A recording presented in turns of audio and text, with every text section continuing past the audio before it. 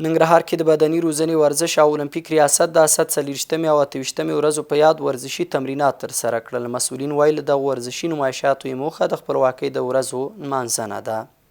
ننګرهار کې د چرګانو فارم لرونکي وایي کاروبار یې ښه دی، خو په خبره یې د فیډ میلونو د مالکانو لخوا د چرګانو خوراکي کیفیت ته پاملرنه نه کیږي. دوی وایي که حکومت ورسره د چرګانو روزنه کې همکاري وکړي د ډېرې پانګونې لیوالتیا لري. بلخوا بیا د چرګانو روزونکي اتحادیې مسؤلین وایي ننګرهار کې د 3000 په شاوخوا کې د چرګانو فارمونه جوړ شوي دي.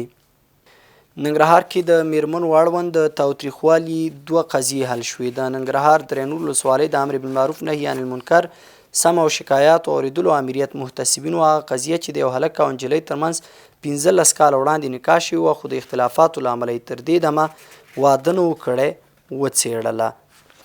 د افغانستان اسلامي امارت د بهرنیو چارو وزیر مولوي امیر خان متقي له خپل چینایي سیال وانګ یي سره په کابل کې د اقتصادي، سوداګریزې او ترانزیتي همکاریو پر پراختیا خبرې کړې دي. او د هرات اسلام کلا په لویه لار د یوې خونړۍ ترافیکي پیښې له کبله 9 کسانو ته مرګ ژوبله اوښتې ده.